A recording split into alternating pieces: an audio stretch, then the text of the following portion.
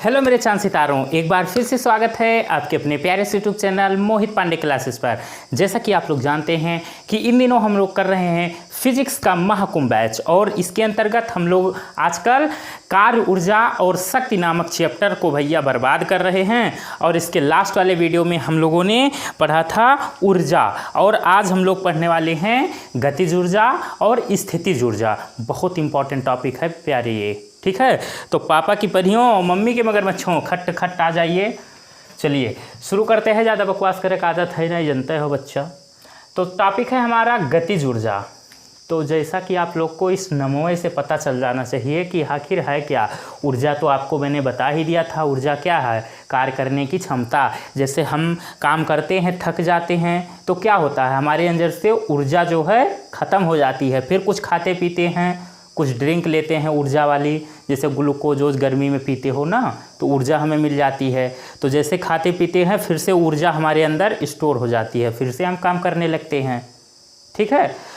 तो ऊर्जा आपको बढ़िया से पता है, कल मैंने पढ़ाया था। अब आज हम लोग गतिज ऊर्जा और स्थितिज ऊर्जा को पढ़ेंगे। तो गतिज ऊर्जा नाम से ही आपको कि गति के कारण, किसी भी वस्तु में गति के कारण जो ऊर्जा होती है उसका क्या फंडा है ये समझेंगे। तो गतिशील वस्तुओं में कार्य करने की क्षमता, गतिशील वस्तुओं में कार्य करने की क्षमता। जैसे मान लो डायरेक्ट अब हम पहुंचेंगे डेरिवेशन पर। देखिए ये आपकी फर्श है, मान लो कोई भी। अब यहाँ पर हमारी m द्रव्यमान की कोई वस्तु रखी हुई है, ठीक है। अब हम इस पर क्या कर रहे हैं, इस पर हम F बल लगा रहे हैं। कौन सा F बल इधर लगा रहे हैं। अब ये क्या हुआ, ये गति में आ जाएगी और यहाँ पर आके पहुँच जाएगी, ठीक है। ये वस्तु आपकी यहाँ तक, मतलब यहाँ पर थी और यहाँ से ये आपकी S दूरी तय किया इसने, और ये यहाँ पहुँच गई। क्या कहा मैंने, ध्यान से समझो बच्चा। यहाँ पर एक ठो कोनो वस्तु रखी रही, हमने उस पर F बल लगाया, वो गति में आ गई और गति करते करते यहाँ तक पहुँच गई। कितना उसने कितना विस्थापन किया, S, ठीक है। तो अब यहाँ से ध्यान दीजिएगा, ध्यान आपको ये देना है कि आप लोग एक नियम पढ़ के आए हैं, क्या, न्यूटन के दूसरे नियम से। न्यूटन का दूसरा नियम क्या कहता है, F बराबर ma। एक मिनट प्यारे, कूलर चल गया, इसको बंद करना पड़ेगा, नहीं तो आवाज़ करेगा और आप भी डिस्टर्ब, हम भी डिस्टर्ब।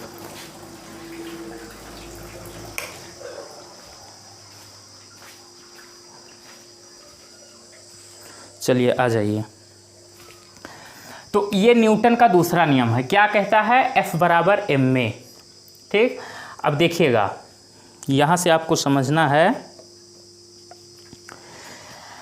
कि अब यहाँ पर ये था वस्तु m द्रव्यमान की, ठीक है। ये पहले स्थिर अवस्था में थी, कोई गति नहीं कर रही थी तब, और मतलब इसकी प्रारंभिक अवस्था क्या थी, प्रारंभिक वेग इसका क्या था, u।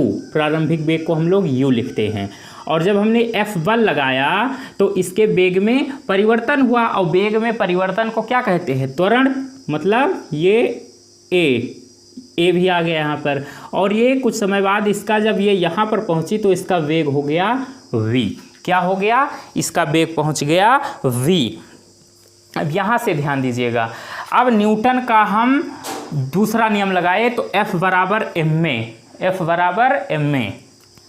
तो इसको नाम दे दो समीकरण नंबर 1। अब गति का हम एक समीकरण और पढ़ के आए हैं, क्या, कि गति के तीसरे समीकरण से।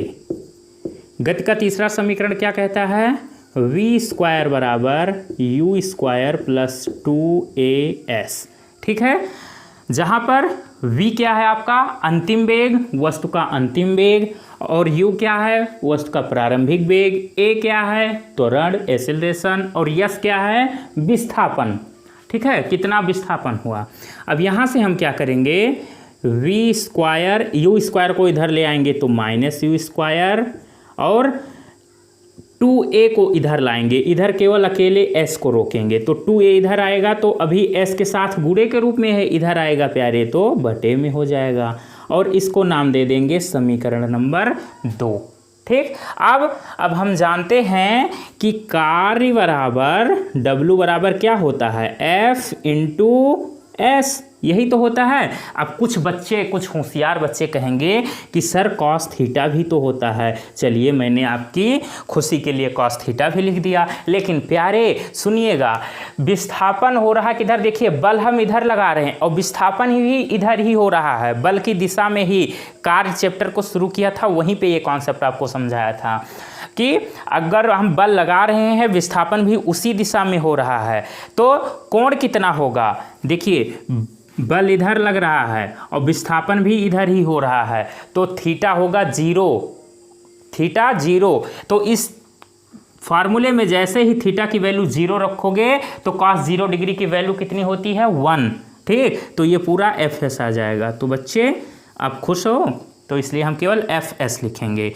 तो कार्य बराबर बल गुणे विस्थापन, तो बल F, अब F के जगह हम समीकरण नंबर 1 से m इंटू ए लिख देंगे, और S की जगह समीकरण नंबर 2 से क्या करेंगे, ये वाली v square minus u square upon 2a लिख देंगे। a से a बर्बाद हो गया, अभी m अपॉन 2, ठीक, क्या बचा, m अपॉन 2, और ब्रैकेट में लिख लो v square minus u square. ठीक, इतना आपको क्लियर है, बहुत सही, बधाई हो। चलिए नेक्स्ट,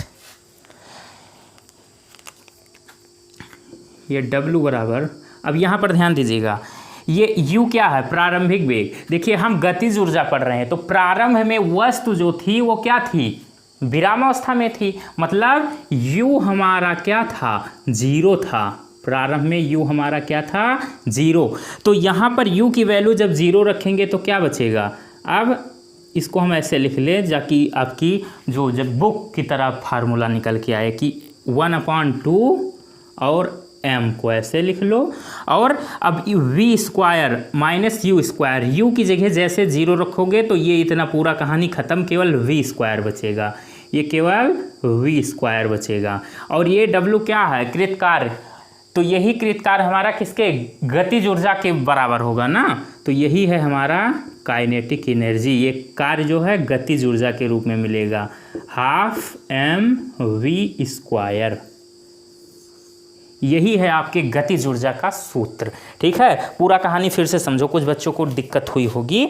देखो गतिज ऊर्जा क्या है, गति के कारण जो ऊर्जा हमें मिलेगी, ठीक है, नाम से ही पता चल जाएगा आपको। मानो यम द्रव्यमान की कोई वस्तु थी, हमने F बल उस पर लगाया, ठीक है, तो m द्रव्यमान की कोई वस्तु प्रारंभ में कैसी थी, विरामावस्था में एकदम रुकी हुई थी, तो उस समय प्रारंभिक वेग को किससे, u से डिनोट करते हैं, प्रारंभिक वेग को u से लिखते हैं। प्रारंभ में उसका वेग u था, हमने जब उस पर बल लगाया तो उसमें गति उत्पन्न हो गई, ठीक है, वो गति करने लगी, मतलब क्या हुआ, वेग में परिवर्तन, और वेग में परिवर्तन क्या होता है, त्वरण, तो जहाँ पे त्वरण भी उत्पन्न हो गया। अब ये जो है हमने इतना बल लगाया कि ये S विस्थापन किया इस वस्तु ने, फिर बाद में क्या हुआ, इसका अंतिम वेग, जहाँ पर हमें जितना काम है उतना तक लेते हैं, वो रुक गई। अंतिम वेग रुकने के समय उसका वेग v पहुँच गया था, ठीक है, अंतिम वेग को v से लिखते हैं। तो इस पूरे में गति में, इस पूरे ये जो m द्रव्यमान की वस्तु ली थी हमने, ये गति के दौरान कितना इसने ऊर्जा इकट्ठा किया, हम उसका कैलकुलेशन कैसे करेंगे, ठीक है, वो इससे होगा, ठीक है। फिर हमने क्या किया, न्यूटन का दूसरा नियम लगाया। न्यूटन का दूसरा नियम क्या कहता है, बल बराबर द्रव्यमान गुणे त्वरण, F बराबर ma। कॉन्सेप्ट बस आपको इतना ध्यान रखा है कि पहले हम न्यूटन का दूसरा नियम लगाएंगे, फिर हम गति के नियम का तीसरा नियम लगाएंगे। ठीक है, गति का तीसरा नियम। तो तीसरा नियम v स्क्वायर बराबर u स्क्वायर प्लस 2as। हमको चाहिए क्या, हमको कार्य का फार्मूला पता होना चाहिए, कार्य बराबर बल गुणे विस्थापन। तो बल यहाँ पहले वाले फार्मूले से उठा के रख देंगे, विस्थापन ये गति के तीसरे समीकरण से, खट्ट से का काट पीट के हमारा आ जाएगा फार्मूला। ठीक बा, अब देखिएगा, तो आपको समझ में आ जाना चाहिए इस फार्मूले को देख के कि जो गतिज ऊर्जा होती है हमारी, वो किसी भी वस्तु के द्रव्यमान पर निर्भर करती है और उस वस्तु के वेग पर निर्भर करती है। जितना अधिक द्रव्यमान होगा उतना अधिक उसकी गतिज ऊर्जा होगी, या जितना अधिक वेग होगा, ज़्यादातर तो वेग जितना अधिक होगा गतिज ऊर्जा उसकी उतनी ही अधिक होगी। ठीक है, मान लो इस पर एक आपको न्यूमेरिकल भी इसी समय करा देता हूँ, न्यूमेरिकल का वीडियो स्पेशल आपको मिलेगा, लेकिन कुछ एग्जांपल समझ लो इसका यूज फार्मूले का खट्ट से। मान लो कि कोई भी वस्तु है, कितने m द्रव्यमान की वस्तु है, जिसका द्रव्यमान है मान लो 10 kg। ठीक है, और v क्या है, वेग, और वेग है उसका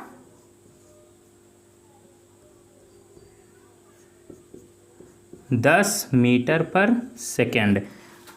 तो कोई 10 किलोग्राम की वस्तु है और 10 मीटर प्रति सेकंड से वो गतिमान है, तो भैया गतिज ऊर्जा क्या होगी। तो हम जानते हैं क्या कि गतिज ऊर्जा के ई जो बराबर होती है 1/2 m की जगह कितना रखेंगे, 10 गुणे v स्क्वायर, मतलब 10 का स्क्वायर।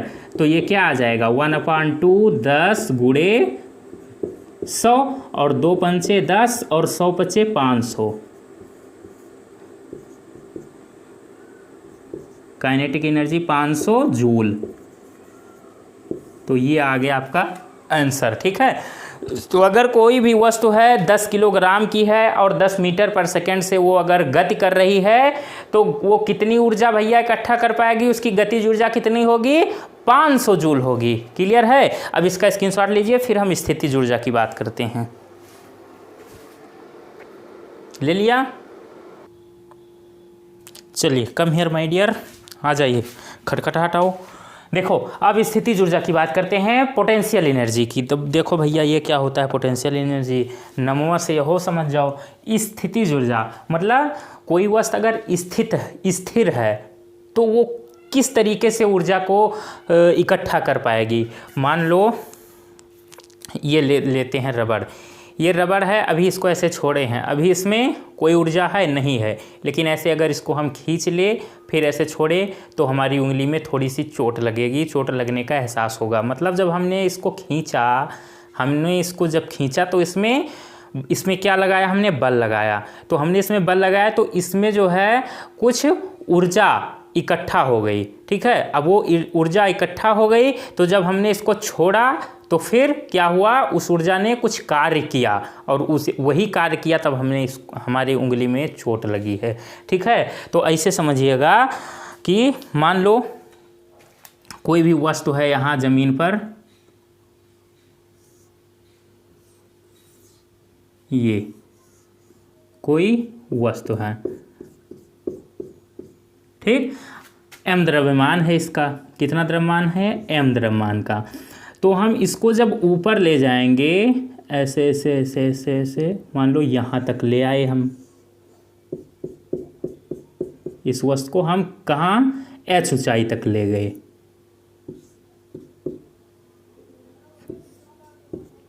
कहाँ तक ले गए, h ऊंचाई तक।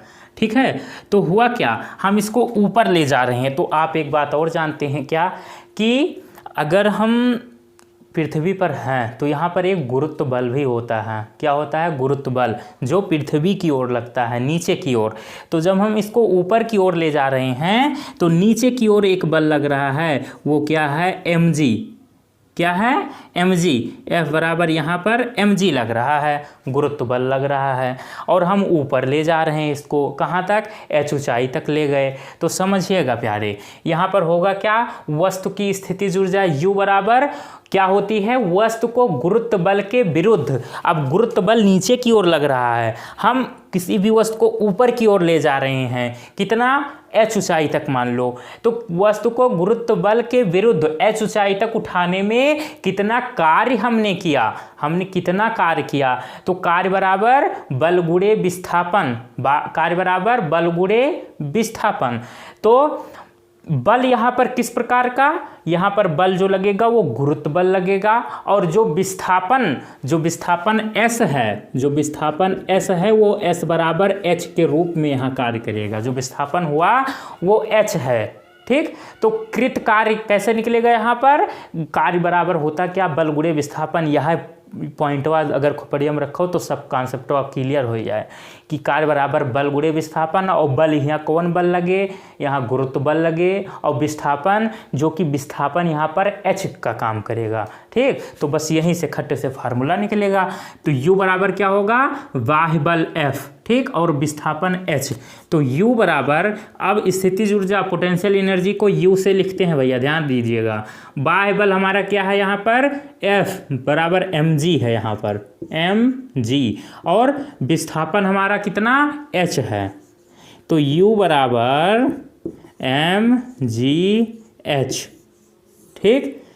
और कुछ आपको दिक्कत हो सकती है क्या, हाँ सर हो सकती है कि यहाँ पर यम क्या है, यम है तो जहाँ पर हम लिख दे रहे हैं, जहाँ यम बराबर द्रव्यमान और जी बराबर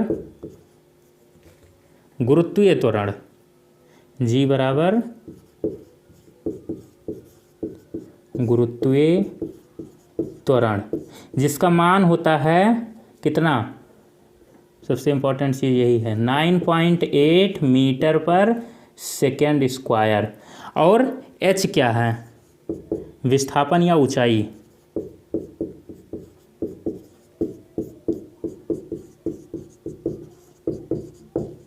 ठीक है, क्लियर हो गया। बस और कुछ ज़्यादा समझने वाली बात है नहीं यहाँ पर।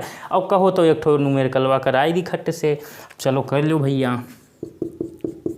मान लो 5m बराबर 5 kg, 5 किलोग्राम का कौनो भैया वस्तु है, ठीक। और इसको हम ले जा रहे हैं कितना,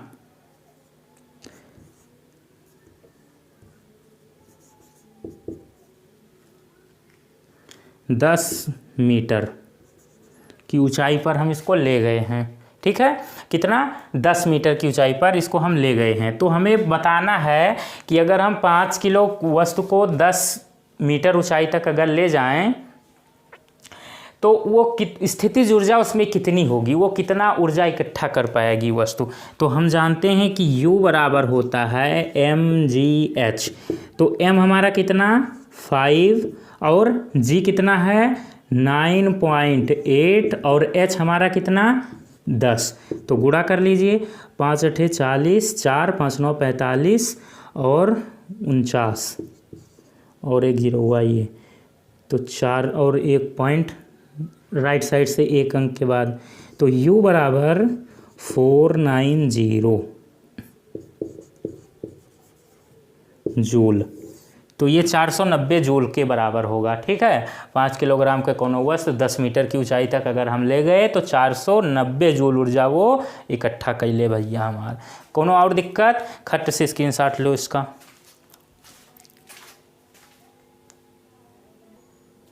चलिए, तो कम हियर माय डियर, देखिए कॉन्सेप्ट तो आपको क्लियर हो गया होगा। अब देखिए मेन चीज़ फिजिक्स में क्या है, अगर हम कोई भी फार्मूला पढ़ते हैं तो उसको याद रखने की या उसको सबसे अच्छे तरीके से समझने का तरीका ये होता है कि उस पर हम न्यूमेरिकल कर डालें, ठीक है। और ये बच्चों को जल्दी कोई बताता नहीं है कि ये सब मेन पॉइंट बहुत अंदर की बारीकी, ठीक है, रहस्य जो होता है। लेकिन मैं आपको जो है पूरा कॉन्सेप्ट ये पढ़ाने के बाद में खूब ढेर सारा न्यूमेरिकल कराऊंगा। कुछ बच्चों को तो दिक्कत होती है, उनको कैलकुलेशन भी आती है लेकिन फंसते हैं, ठीक है। तो सारी समस्या आपकी भैया दूर की जाएगी, कोनो भैया टेंशन लेने की ज़रूरत है नहीं। बस एक आध वीडियो और आपको इस टॉपिक में मिलेगा, उसके बाद हम खटखटाहट न्यूमेरिकल ही करेंगे इस टॉपिक का, ठीक है। तो कोनो टेंशन न लिहो, हम हैं तो क्या गम है। मिलेंगे एक नए वीडियो में, बाय बाय, सी यू।